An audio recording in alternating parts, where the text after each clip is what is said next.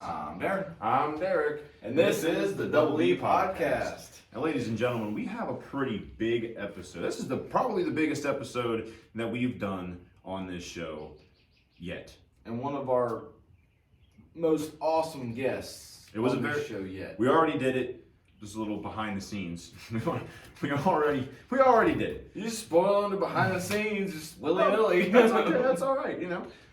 But we had a great time. So a couple of months ago, we went to a local wrestling show. If you guys can't see the sign now, but we have an AEW flag above us. We went to an AEW show months ago, and a couple of months ago, we went to a local independent wrestling show called Battle on the Border. They operate in Ohio and Indiana both. They were put on a show. I seen it. It was I was free on a Friday night. I was like, well, why not? Took Darren with me. It was a great time. Had a great time. It was an amazing time. And we were able to get the owner of Battle on the Border, Denim Blevins, on the show.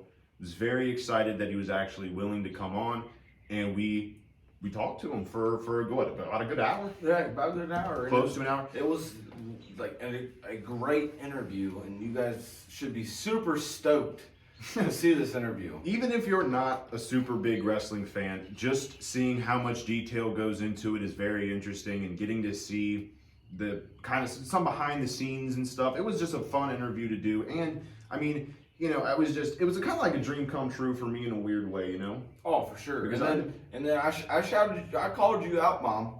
I know you watched this. I called you out for not letting me watch wrestling all them years.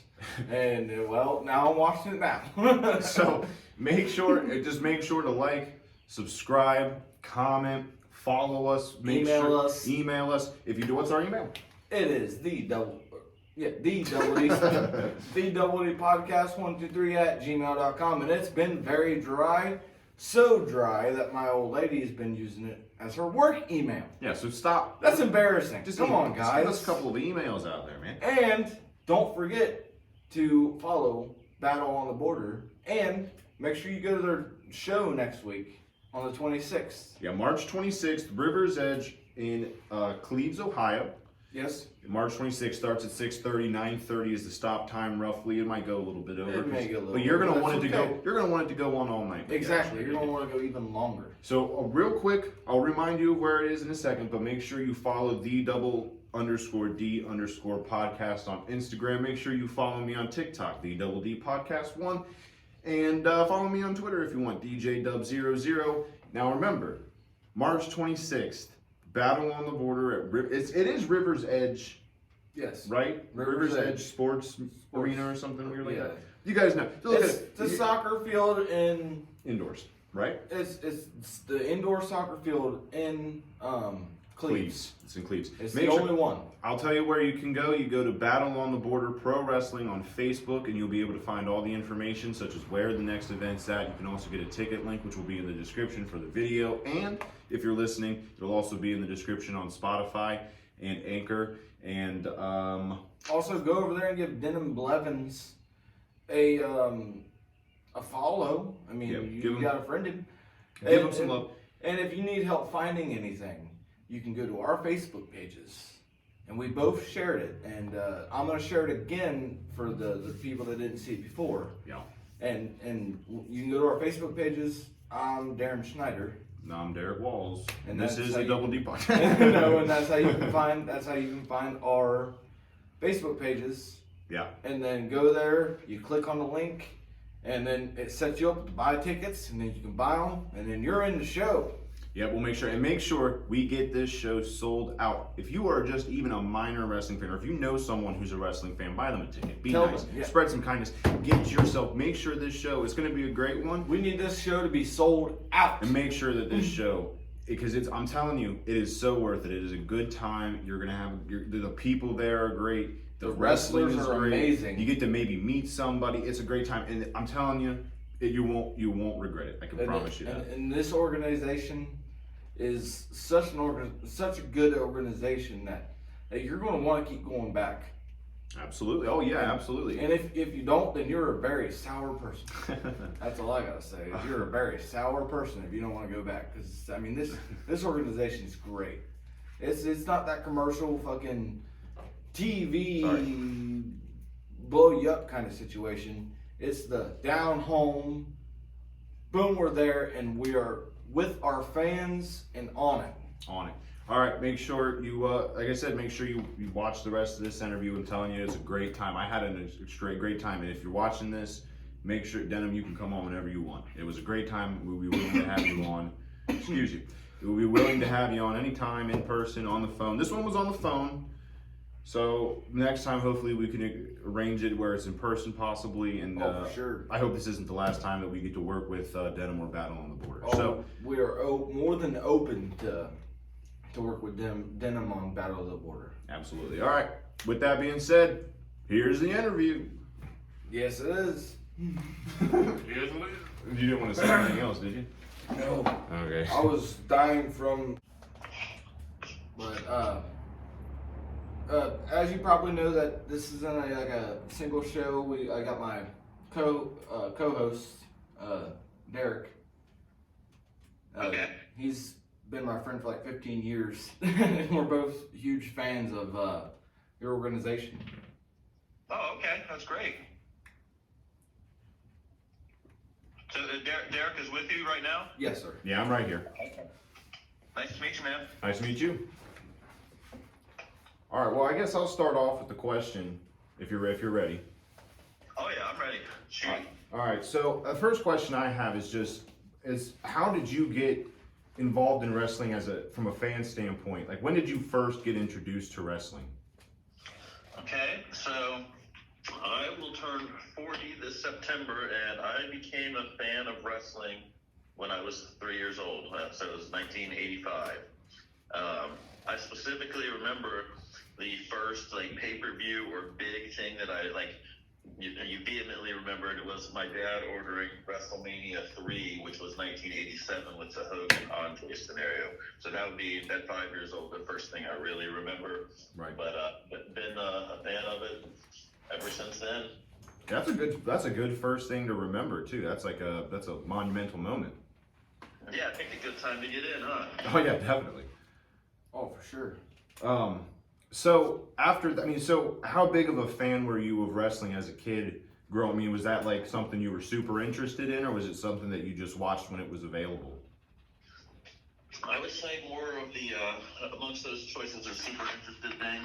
Right. I was essentially involved in everything sports related. So through school, I played baseball, and nowadays I play softball. I always played basketball. I did wrestling, and I liked pro wrestling so much. And then as an adult, I've done karate and Brazilian jiu-jitsu and volleyball and flag football and so basically. And then I'm a sports official as well, so I umpire most of those sports. And then own the Battle on the Border. I have a 3-on-3 basketball league I own. So You're busy. I've always been heavily into sports, and wrestling has been right up there amongst being number one, possibly. Do you keep yourself busy?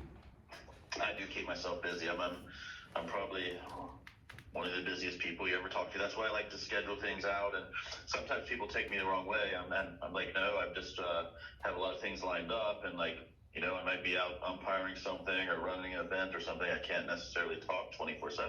Oh, for sure. Well, that's why we were really happy that you were able to do this, because we didn't know if you'd be able to, because you. Yeah, because you're such a busy schedule. Yeah, well, I like to also kind of pick and choose and make time for people that I like or appreciate, and I appreciate you guys wanting to do it, and then coming out to the last show. And I know you guys had said that you liked the match, and amongst other matches too. So I think most things in life are a give and take thing. So that's how I look at it. Absolutely. That's an awesome way to look at it. Yeah. So how did your career path towards becoming owner of Battle on the Border, how did that take place? What was the timeline there? Okay, so I've owned Battle on the Border since about 6 years ago. So I was 33 or 34 when I started it. How it came about was that with me being involved as a player and then also a sports official with multiple other sports, I was working at this place called MVP Sports, and I was running their 3-on-3 basketball leagues, and then I was also running the softball tournaments at the park, including recruiting the teams and including assigning the umpires and officials and such. And I knew we had this good complex where I was in charge of the basketball and softball, And then I knew that I had friends that were in the pro wrestling business, and that I knew that specifically pro wrestling had been in that area before in Harrison, Ohio, where we started, and it hadn't been there for about 5 years. So it clicked in my head, if I'm here working all the time and I've always enjoyed this, I'm running these other things, I know people involved, I could tie this in and make it bigger. So that's what I ended up doing, and then it got to the point where I ended up now traveling and going to different areas, and yeah, that's basically how that came about, to put it in a short version, I guess. So you were the first, you were like the founder of the... Yes, I'm the founder and the owner. So everything goes through me for good or bad. That's crazy. How hard was it to get it started off the ground? I mean, that has to be, I can't imagine owning a wrestling company. There's a lot of stuff that goes into that. Yeah, so I had to have like a group of like maybe at least 5 or so people, probably 5 people that really helped me a lot, and then probably, plenty of others that helped in smaller ways. But I've always been a fan of this quote. It's like any good leader is only as good as the people they surround themselves with. So like a leader or like a quarterback in football or, those type of things, they're going to get too much credit and also too much little credit. Mm-hmm. Like depending which way your perspective is, you're probably like overdoing it one way or the other. So I would always try to surround myself with really good people, and then that way I would be more so overseeing and tying it together and putting different people doing their expertise where I was just the one to like coordinate and manage. No, that's what running a business is all about. Knowing your people and what they can do and what they're capable of. Yeah, so there's always a feeling out process with that, and then, also you learn over time that you can really trust and rely on certain people, and then, on the other end of that, you have to weed through some people that maybe would be irresponsible or immature or anything like that. Yeah, anything that would compromise what you got going on. Yeah, because, I do have to have some kind of structure or rules or guideline. People can't be completely reckless, or you're not going to be able to have a business or have venues to go to and such. Oh, for sure. Yeah, that'd be a worst case scenario. You get kicked out of a venue. That'd be horrible. Yes, that would be horrible. That'd be bad. And I'll be honest with you and tell you on here that something that's happened like that with me at a venue before, and I'm not going to say like what venue or whatever because we go to a lot of different places, but we had a venue complain that people at a non-drinking event were smuggling in alcohol. So like this one that we have this next Saturday, they sell beer there, and that's a great thing, but I'm saying people would sneak in alcohol to like a place where it's not welcome.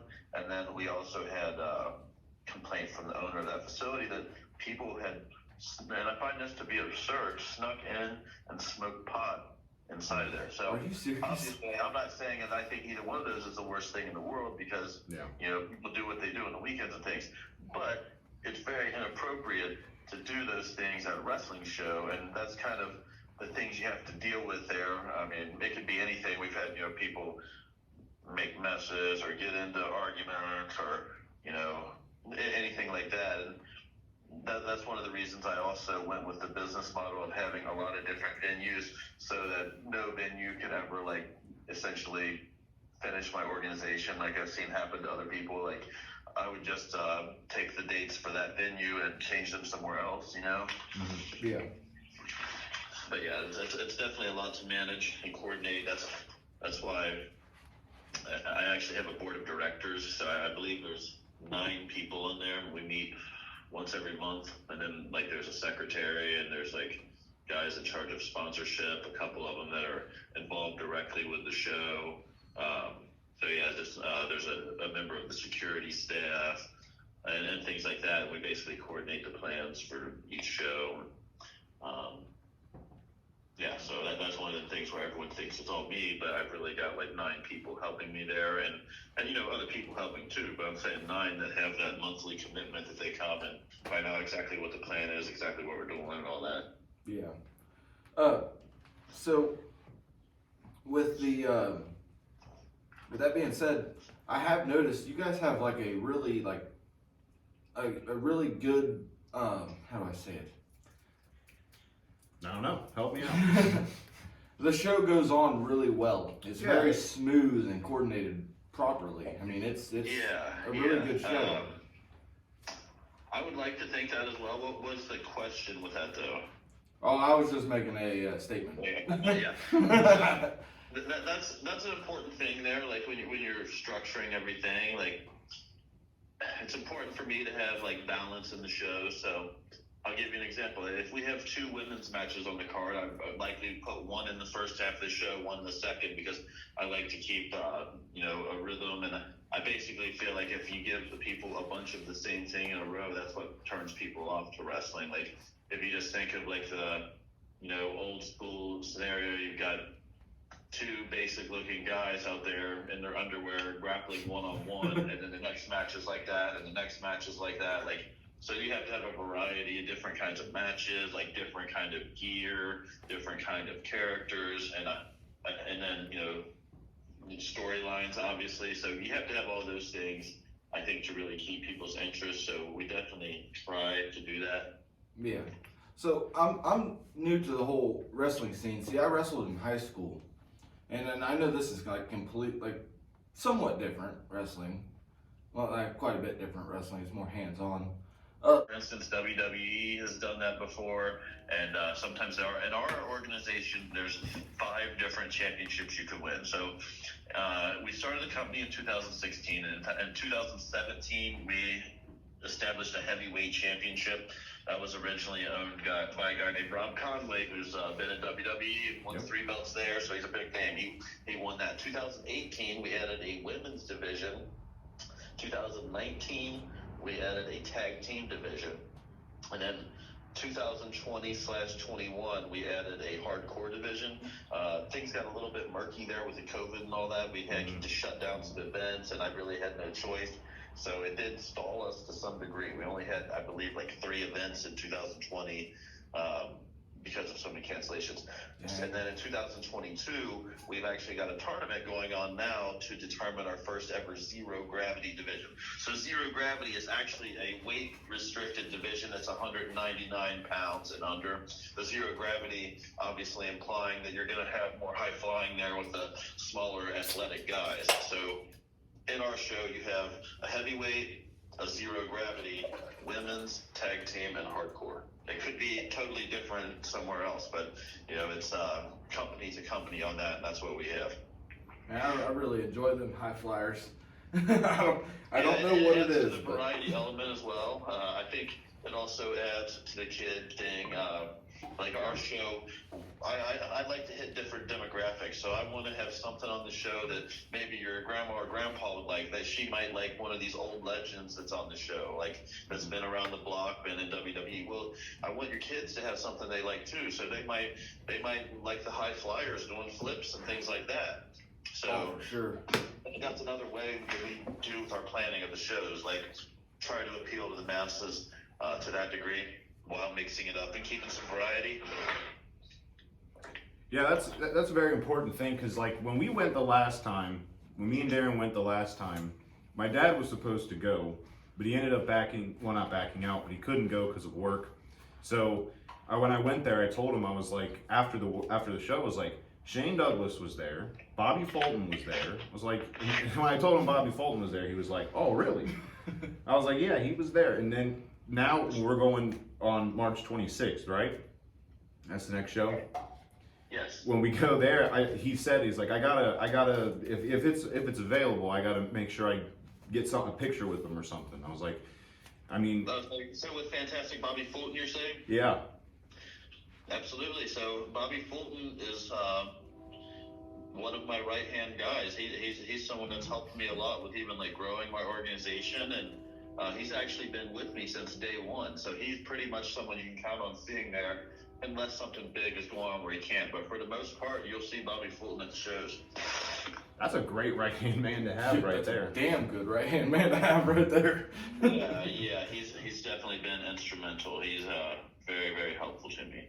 So I mean, he's such a good guy that he'll even do things like go in there and get my ring crew working, setting the ring up properly. So he'll help me in any way he possibly can, including, getting out there and physically helping and having them put up the ring. That's awesome. Lead by example type of guy, and then he's also beat cancer twice in the last 3 years. So I think that right there just shows you what kind of guy he is. He's got a true dedication and love to the business, that's for sure. There's no denying that at all. Anyone that would deny that would be a fool. He's been doing it for I think 45 years now. Yeah. And so he's coming back. So he wrestled for us for a while, and that was in his 50s. But since he's been in his 60s and combated the cancer and stuff, he's been a manager, and he manages a giant now named Paxton Calloway. But ironically, Bobby has actually been in my ear saying he thinks he has another comeback in the ring in him. So I will have to see how that goes. So right now he's a manager though. Right. So outside of Bobby Fulton, I've seen you guys have had some big names in the past. How are you able to get those guys to come to BOTB? Well, that's kind of a loaded question because it's different in a case-by-case scenario. So, like, a lot of them would be like a friend of a friend. So, for example, I knew Bobby Fulton for a long time. I've only known Shane Douglas in recent years because they would run together and I would see them together at, like, different places, like conventions and things, because one of the things for me is I could go to a convention and advertise my company there, and then there's going to be people like Bobby Fulton there advertising his company and things like that. A girl that helped me when I was starting Battle on the Border, her name was Heather Owens. She was good friends with Marty Jannetty, and she put me with him. And yeah, so it's usually like a friend of a friend situation, which is, I guess, comparable to how you meet people in your day-to-day life. Yep. For sure. So yeah, I don't think there's like a certain way to do it. I mean, you could always just reach out to people on social media too. I mean, I don't know if it would work as well, but it wouldn't hurt to try, right? No, yeah, no.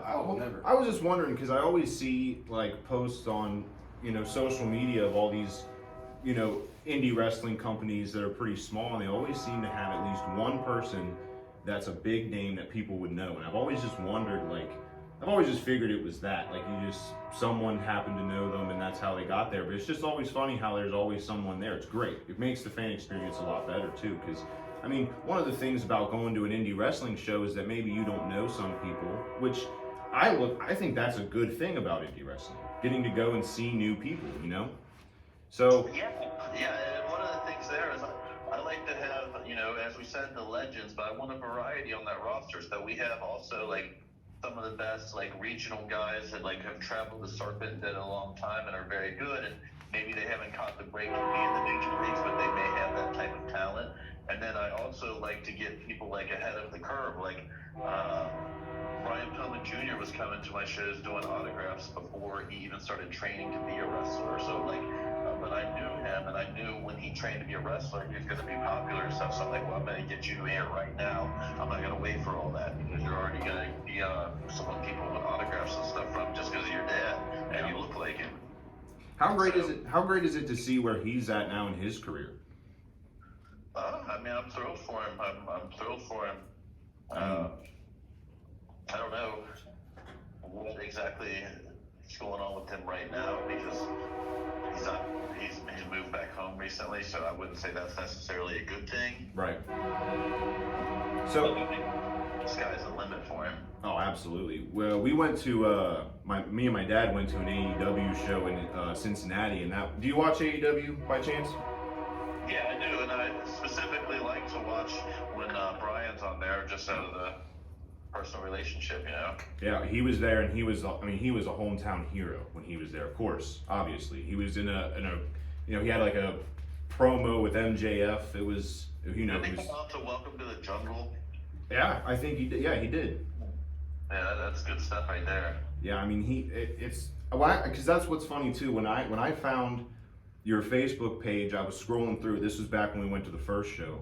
I was scrolling through it, and I seen that Brian Pillman Jr. was there at one point, or it had been involved in some way, and I was like, well, that's pretty crazy. That's honestly kind of what drove me to like trying to get to make sure I went to a show, because I was like, I mean, that's alone that's just really cool to see kind of where someone first started out, at least, or had something that you don't get to see that often, especially in small towns like we're in. So it was really cool to see that.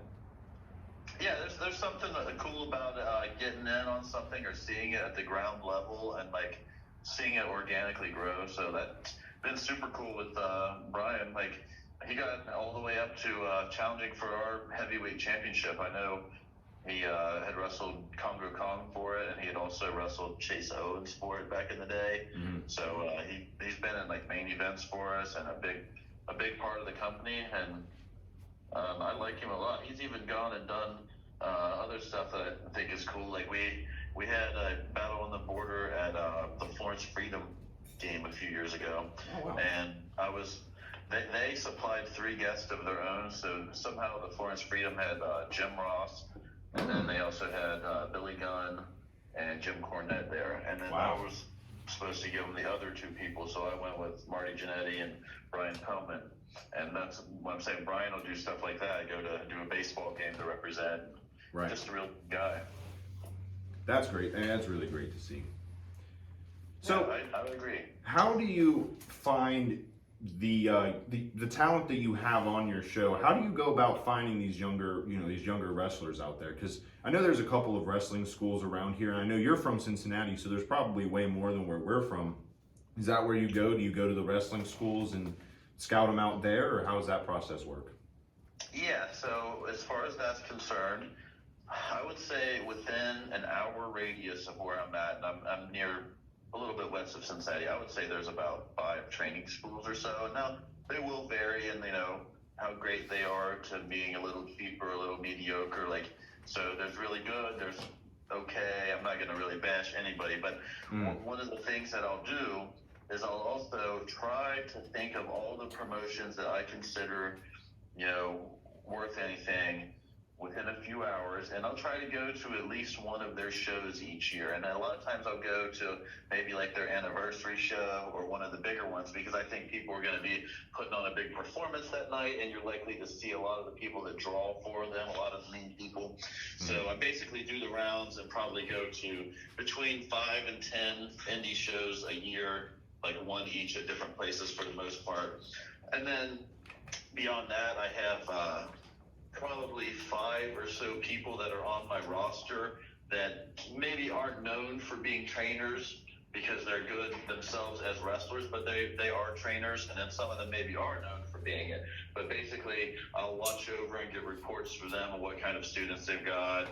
And then the other thing is word of mouth. Like a lot of times the wrestlers themselves will be like, well, I wrestled this person in New York and they're really good. Like, you want to watch this video? And then they'll send me something and I'll check that out. So I guess that's another thing, that there's not like a one good solid answer there, because it's a little bit all over the place. But I don't know. I feel like you guys following what I'm saying there? Oh, absolutely. For sure. Yeah. Okay, yeah, because it's not one specific way. It's like there's multiple avenues, but as with other things, I try to not rely fully in one area, so I, have to have multiple places to recruit from. But I try to make Battle on the Border an all-star show. So there's other wrestling organizations, and one of the things that I feel like will hold them back, even though they could be like friends of mine that run them, and I do like them a lot, is that they basically have to have their students in their roster that's coming there training all the time on the show. So me, I'm able to pick and choose what I consider to be all-stars from wherever, and my hands aren't tied to anybody from a school or anything. I'm open-minded about what I'm going to do. Right. So it's about like football recruitment, essentially.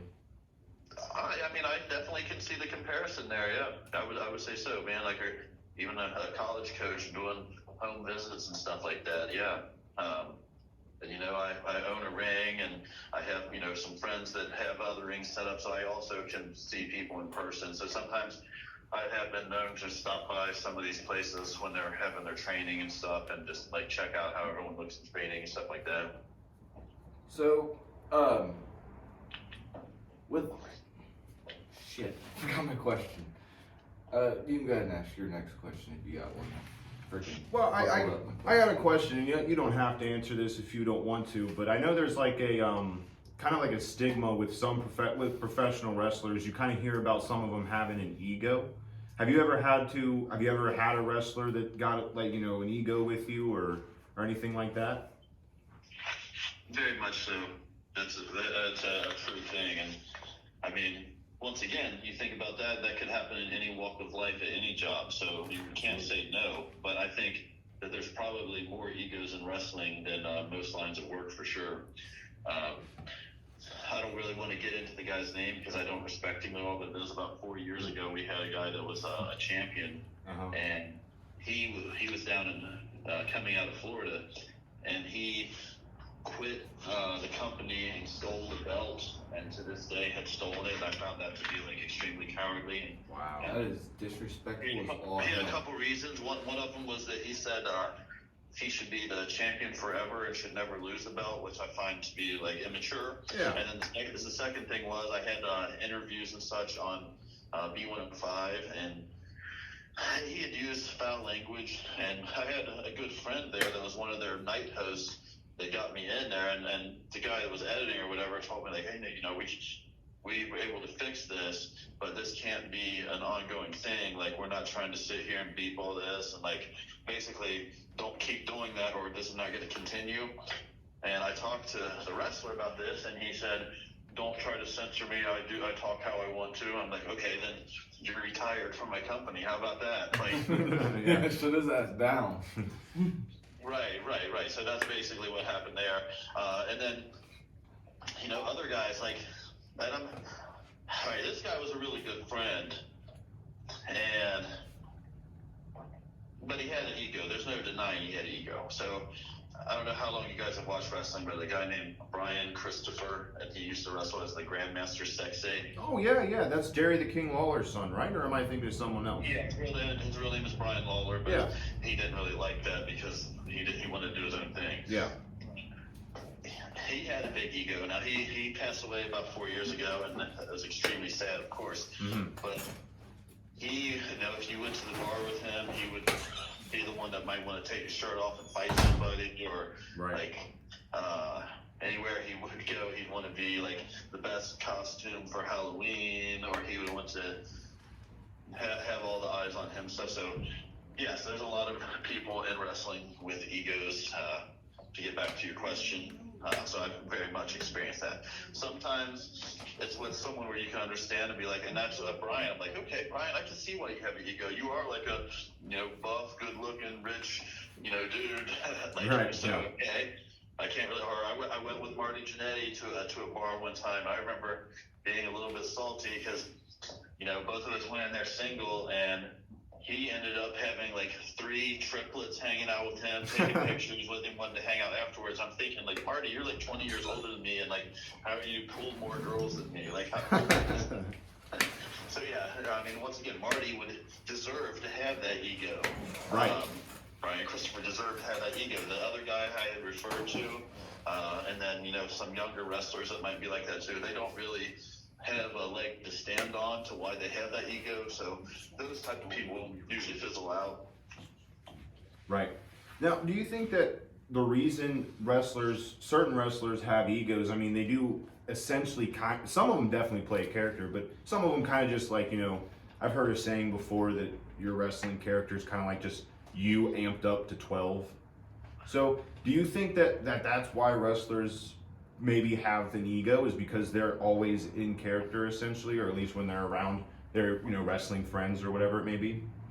Okay, so that's a really good point, and that's actually essentially what happened with the one negative person I had referenced, is that because being a big part of the show, being a champion and stuff, got in their own head to the point that they felt like a sense of invincibility, and like would take that in their regular life, and it would be like, well, if I see you and we're not at the wrestling event, please don't come at me acting like that. Like, I don't appreciate that, and I'm really not going to deal with it.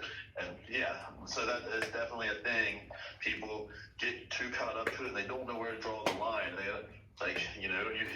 You are that from when you enter that wrestling building until when you leave. There's no denying that. But if you try to live it 24/7, you're just going to, I don't know, I'd say ruin your own life and harm other people's life as well. Yeah. Well, yeah, you'll like have no friends because everybody hate the way you're acting toward them. Yeah, you may have a few yes type of people that just want the clout of associating with you or something, but you're not getting any actual friends. Yeah, like true friends. Like if I was a complete dickhead to Derek, you know, we've been friends for 15 years. He'd quit being my friend in a heartbeat. I guarantee it if I was a complete dick. You know? Right. And that's just not how you treat people. It's crazy the fact that people think they can treat people like that. And then You're think right. they're better You're than right. people. Sometimes it makes you wonder like how people were raised, and I was very fortunate to be raised by two really good parents, and like, you know, I think that goes a long ways. Yeah, absolutely. Well, and the weird thing about wrestling too, the reason it makes it so much different, because you do have your own career that you're also trying to bolster. You're trying to make your own career better. So while you're also focusing on the company you work for, you also have to think of what's best for your career. So a lot of the times, you know, it just gets real confusing, you know? Cause I do. But that can be a murky area. For instance, you could be booked to wrestle in one company, but then if, you know, the general rule is you always honor your word, but then also, you know, you could get offered to go on a TV program or something that's like a bigger, you know, career platform and things like that. And then that can be a murky situation, as you're saying, because you have to think about yourself as well. Wrestling is such a weird industry, such a crazy industry, because so many things can happen. You know, it's a wild industry. Now I'm sure you've met some pretty wild personalities before. Oh yeah, yeah. I basically have a roster full of them. Like I don't think that most people get into wrestling if they're. I don't know. You have to be willing to go out there and get hit and get thrown around, and it takes a special breed just to be like that. Oh, absolutely. Hey, you can pull me in, I'll get hit and thrown around. I'm just kidding. Right, and I can see you guys being that type and enjoying that, but a lot of people aren't going to want to go in there. They're just not. Yeah, a lot of them have freaking cowered down in their corner. Oh, that's a lot of punishment to get on your, you know, I mean, it's a lot of punishment on your body. Especially when you wrestle multiple times a week and, you know, you've got some really large opponents and stuff. Like, how are you going to get in there and wrestle a 7-foot Paxton Calloway and come away from it unscathed? Like, that dude is he's going to be pretty gentle? I don't think so. No. Man, I've heard some of the slaps. And man, I was happy I was not in their situation right then and there. Them slaps sound like they hurt bad. Yeah, those chops on the chest, I've seen broken blood vessels before, or busted blood vessels. I've seen some. They're red when they get done with that. That sounds like it hurts bad. Yeah, it's. I think it's even worse in person. I agree. You see that a decent amount. People just stand there and trade those chest chops. Our boy Brian Pillman's one of the best ones. He lays those in on people, and yeah, I personally wouldn't be a big fan of receiving them. Well, you wrestle, right? I wrestled when I was in school, and then I wrestled one career match, and you guys were there for it because I got drawn into that. Look at that! I see your one career. That's awesome. I would not have guessed. I would not have guessed at all that was your first career match. Would not have me guessed neither. That. That was awesome. Well, the thing there is that I've been an athlete my whole life, and then I'm very savvy to the wrestling business. Yeah. So I would think that those two things probably help hide that a little bit. Like, I mean, heck, to be honest with you, I was doing like backyard wrestling type of stuff when I was a kid my whole life. Like my brothers and my cousins and stuff, we would like beat each other up a little bit. See, that's why the longest time my mom wouldn't let me watch wrestling. Because I take those moves and use them with my brother. Next thing you know, you've got like a mattress in the living room or a bunch of blankets piled up and stuff. Yeah. It doesn't feel that great still. If you're young, you can be durable, but yeah, that was my only match. Now I've gotten so much feedback, like what you guys are saying, that we'll see going forward, because there's been a few people tell me they think I should give it another go at some point, and I may. It just have to be the right time. I'm not going to go out there and just wrestle any random person anytime. If the right thing happened where I thought it'd be good for me and good for Battle on the Border business, then I would probably do it. So, who would you say right now? I mean, obviously you're going to say everybody, but I mean, like, what are some of the? I'm trying to word this where you don't have to leave out names and then have a bunch of mad, employees. What are some of like the top guys? I mean, some of the people that you would recommend that people go. This is who I have on this show, and this is why you should come and see them. You know what I mean? Okay, so if I was going to do that, maybe I would look at it with the division. So if you look at the heavyweight, Madman Fulton has been our champion over a year. He's undefeated at Battle on the Border. So obviously, I think really high of him. He's 6'8". I think he has the look. Are you guys familiar with him? Yeah, I am. Yeah, So he used to be on NXT. Like, he has the look of being someone that would kick your butt. Yeah. And he's just a big, strong guy. He's just very fit.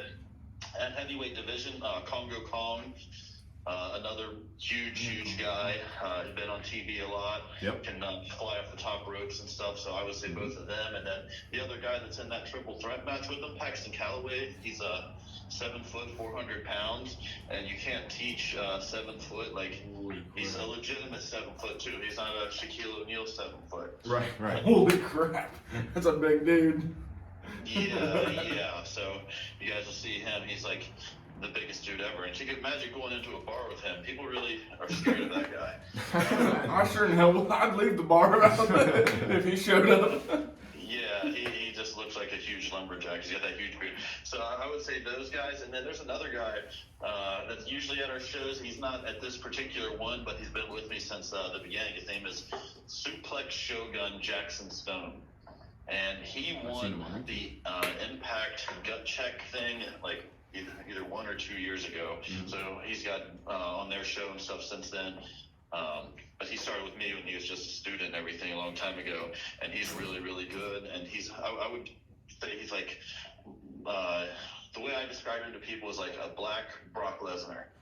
Like, he's got that strength, size, he'll suplex you 1,000,000 times. Like, so yeah.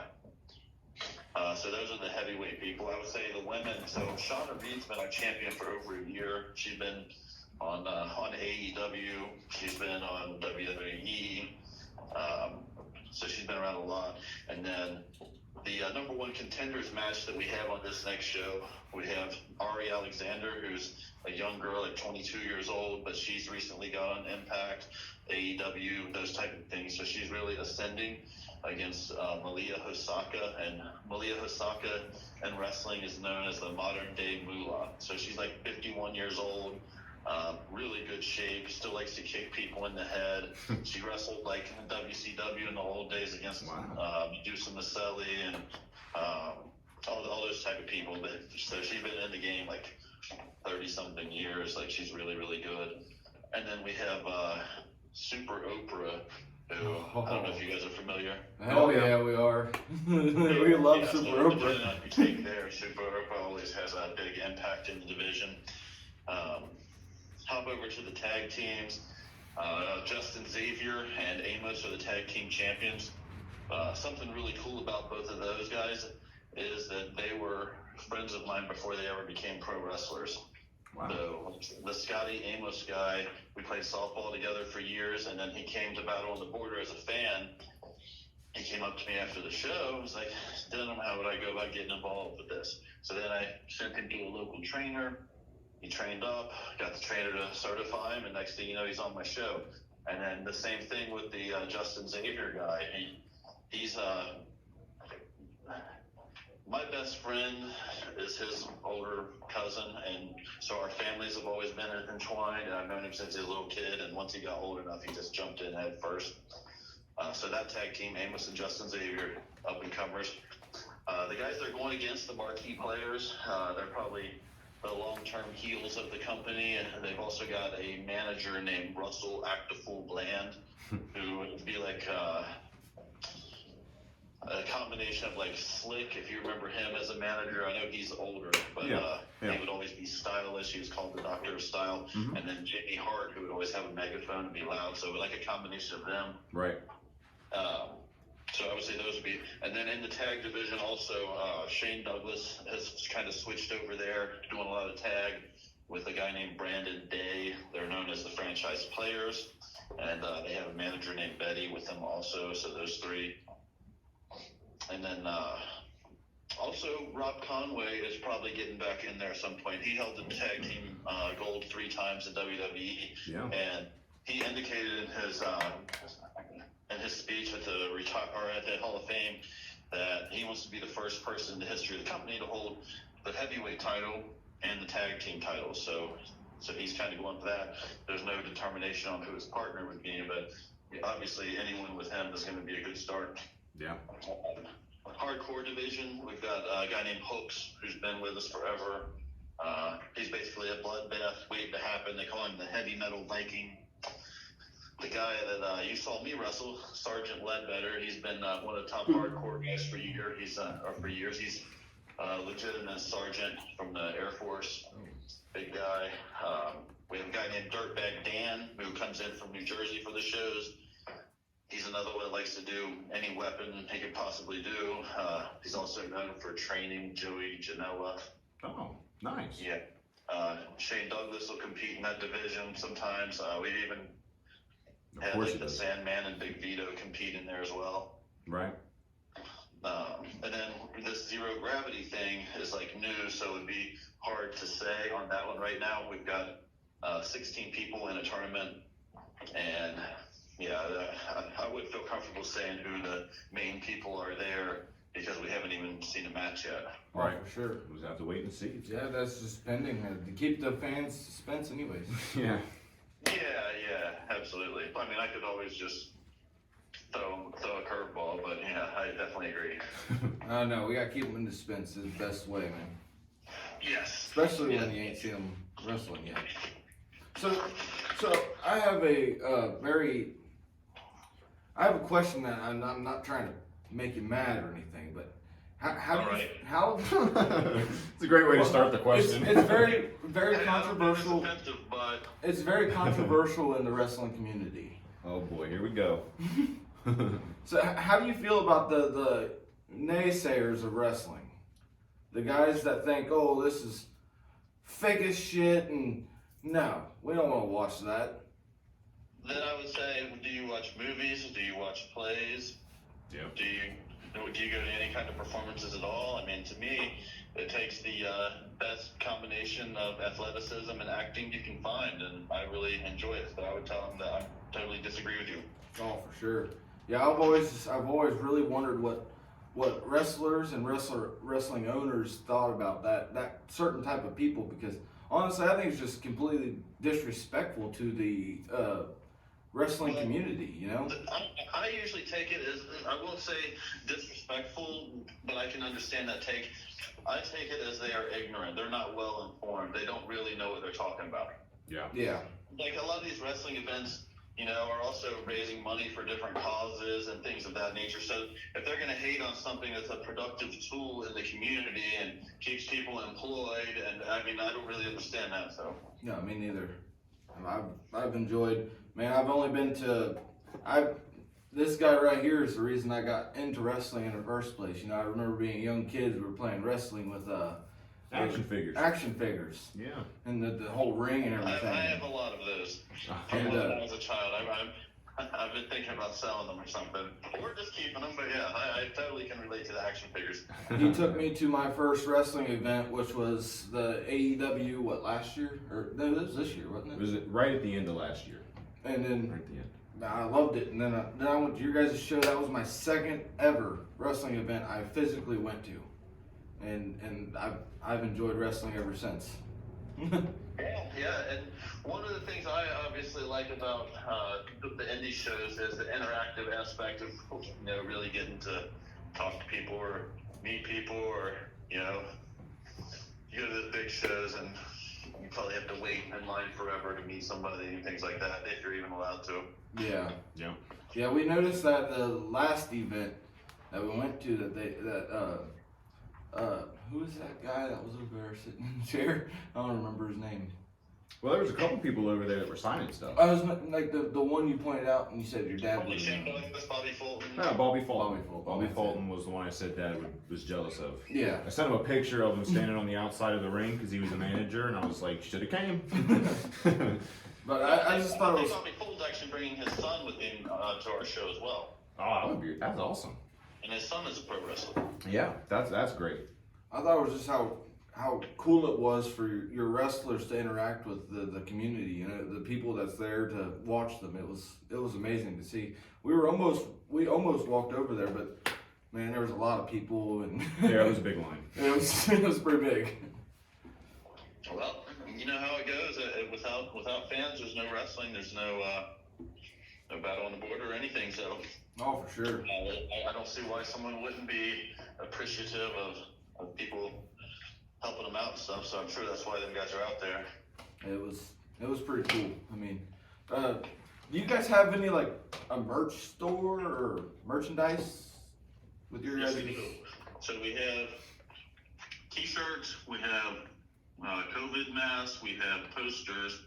We have DVDs. I think we have some of the wrestlers, like what you're talking about, that are for sale. But we actually have someone else that's in charge of that and keeps that stuff organized. But I know we have all the stuff I just said and probably more. Oh. And do they have like a booth at your guys' events? Yes. Yeah, 'cause Yes. we showed up a buy little. it, a week from tomorrow, all kinds of stuff. We showed up a little late to the last event. I didn't know if there was a table or something we can buy merchandise off of or not. I personally, I'm probably going to go buy something. Oh yeah, yeah. I'm good. Definitely. Yeah, so there'll definitely be a table where you can do that for this upcoming show. There's actually going to be some other tables there too. There's like a few vendors. I know there's a lady from Pure Romance coming and setting a table. I know there's a person from Liberty Tax where they have a wheel you can spin and like kids can win little hats like you see them guys wearing with the crowns on them and stuff, and a few other tables like that. So but yeah, one of them will definitely be Battle on the Border stuff. That's awesome. This next event, is this like one of the biggest venues you guys been to, considering it's a huge location?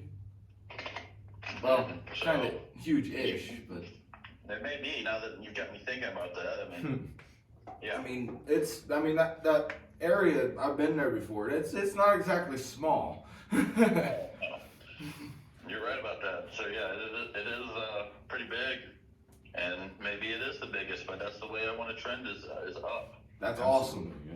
I'd like to see you at the Heritage Bank Center one of these years. That would be freaking awesome. Right? And I would Right? be I there. would like to see that as well. Front row. Yeah. Hopefully in due time. So, I mean, what are your ultimate goal plans for Battle on the Border? I mean, do you have like a certain goal that you want to hit at a certain point, or do you just want to see just go where it goes? You know. So with that, I would say closer to the second thing. It's more like I want to do the best that myself as Denim can do. So I don't have like a certain cap on how good it can be in any direction.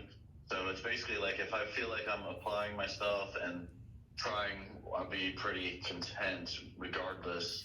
So Right. yeah, it's not like a certain amount or anything, but I definitely want to do well and grow and give people more and more. But no, it's not like some hard number or like a very, very specific goal or anything. Like I've already achieved some goals of like, going and doing Ohio and Indiana, and I've got a guy who wanted me to do a show in West Virginia and things like that. Nice. So That's great. That is great. yeah. Do you have any last questions, Darren? Anything you can think of? Not really. No, I don't have any. All right. Well, anything that you have to say to end this, we can end it with anything you want. You can. All right. Well, thanks for having me on there, and then maybe I'll end it with returning a question, Sam. What match are you guys the most excited for next week? I'm absolutely well. First off, I grew up watching Impact Wrestling, so I'm really Okay. excited to see the Zero Gravity tournament and see what that's all about. Okay. So Yeah. I'm very excited about that. I'm excited about seeing the Zero Gravity tournament. tournament. But then you also got the world. I mean, you got the world title match. You know, you got that's a triple threat match. 3 big dudes in there. Oh yeah, that's gonna be real entertaining. big dudes. Yeah, that and would then be very the Golden interesting. Ticket Battle Royal is a once-a-year thing. I mean, that's got 20 people in it, and that's our Oh. Royal Rumble. And the winner of that gets that ticket that's good for any match they want up to a year. And right now, in 5 prior years, 3 times it has cashed in successfully to become a champion. I take back what I said. I'm looking forward to that right now. That sounds really cool. That sounds like it'll be a lot of fun. Yeah, so that's going to be a big one too. So, It's- but yeah, man, I appreciate you guys reaching out, and I appreciate you getting tickets and anything to just spread the word. And I always think that word of mouth is the best way. Just tell some friends or family about it and try to grow organically. Oh, for sure. Go ahead and plug your socials if you want. Yeah, so on Facebook, we're Battle on the Border Pro Wrestling. So just type in Battle on the Border Pro Wrestling. And then we have Instagram and we have Twitter too, but to be honest with you, I don't know them off the top of my head. And then we have botbwrestling.com. So you want to check botbwrestling.com. And I need to get these memorized, but basically my secretary runs one of the other accounts, and then someone else runs the other one. So I don't really run them, but they do have a lot of Battle on the Border stuff on them. We'll make sure to put all the social media accounts we can find. We'll make sure to put them in the. Yeah. We'll get them out there. Yeah, and then if you would throw the ticket link in there from Ticket Leap, or as you guys know, people can just click on there and buy their seats. Absolutely. Absolutely. All right, well, you guys come say hi at the show next week then. Absolutely, Oh, man. for sure. Appreciate you doing this. It means a lot. All right, I will see you guys next week. All right, man. See you next week. Bye. Bye. Bye.